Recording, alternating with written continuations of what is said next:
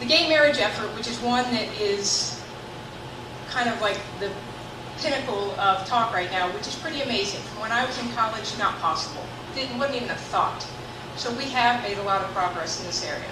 And it's a great example of these day-to-day experiences we have that people don't think about, that send you the same indirect message that straight people are valued and gay people are not.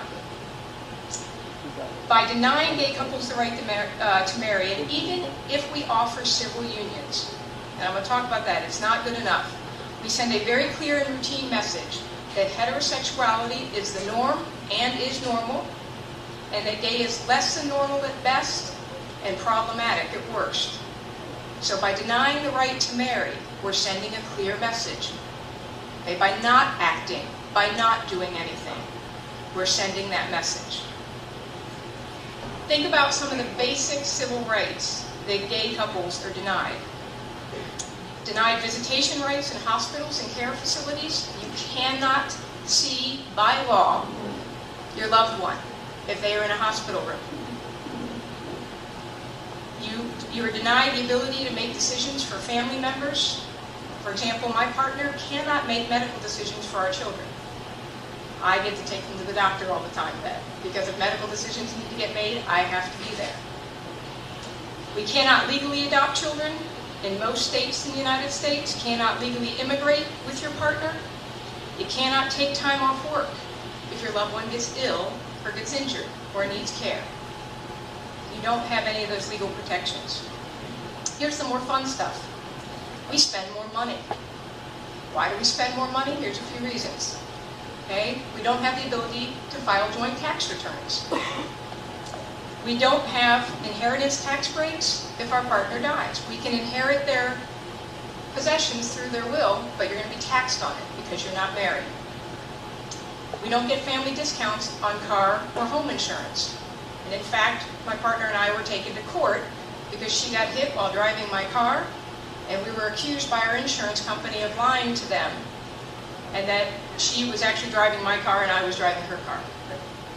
They're our cars. We drive each other's cars. But because we're not married, that's not legal. Okay?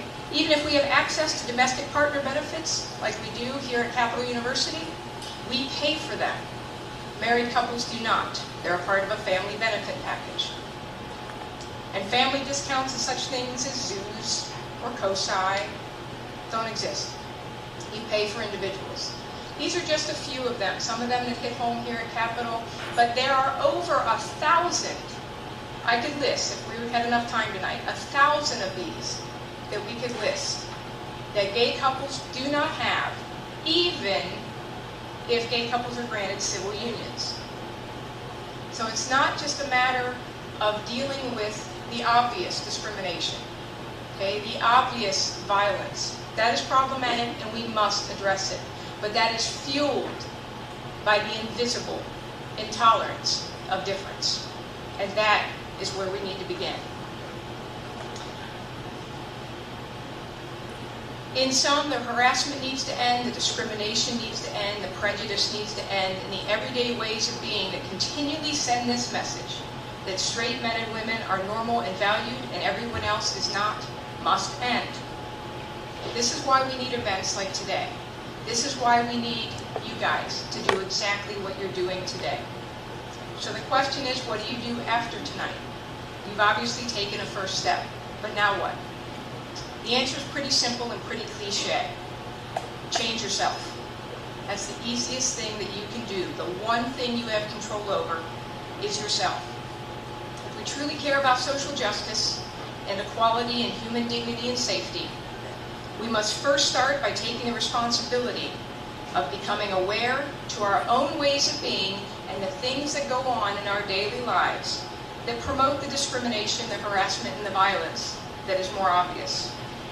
Whether you're gay or straight, transgendered, female or male, black, brown, or white, we are all part of our social system. We all have the responsibility for our own ways of being each and every day. So I'll leave you with 3 things that you can actually do when you leave here.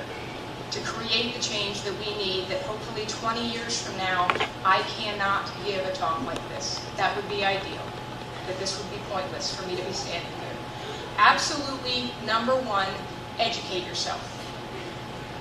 Learn all that you can about our culture and our society that promotes the unfair treatment of LGBT women, men, and youth. You're taking a huge step tonight by listening to Justin's personal story, by listening, hopefully, a little bit to me, and hopefully you're thinking a little bit more about some of the things that go on day to day that aren't so obvious. That's a big first step, and I encourage you to continue that. Do something, anything, even if it seems small. All right, here's the last time I'm going to ask you to close your eyes and think about something. So please close your eyes for one last time. And think about a time that you witnessed a biased remark, or a joke, or a comment, or a stereotype, or something on TV that you knew was wrong. Now ask yourself the simple question, what did you do?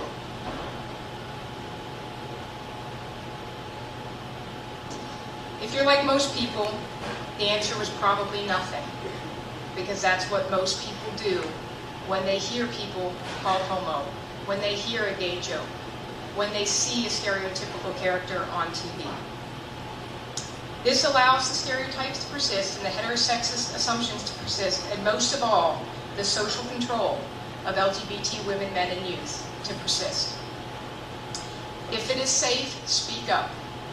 Speak out, say something, take action, write an email to the producer of the show, do something to raise awareness. It really takes less than a few minutes, even if you go so far as to write an email. But a lot of times people say things out of ignorance, and certainly a lot of times people do things out of ignorance. Much of what happens results from ignorance, and you can change this. Third and finally, get involved in mass efforts to create change. You've taken the first step by being here tonight, but it doesn't end here. Tonight when you go home, tell someone about this event who wasn't here. Tell someone about something you learned by being here tonight, some way that you changed by being here tonight. Spread the word and raise awareness. Tomorrow, after you've done that, choose one more thing that you can do to create change and get involved. Once you've done that, choose one more small thing, and that's how it goes. Pick something you know you can do, and go do it. When that's done, pick something and go do it. You don't have to change the world today. You guys are all changing the world today. Just get active and stay active. Today we spent the day in unity and silence as a way to raise awareness not only for ourselves, but hopefully for our campus community of these kinds of issues. Now as we break the silence, as individuals, we must speak up and not be silenced if we truly want to create and continue change. Thank you.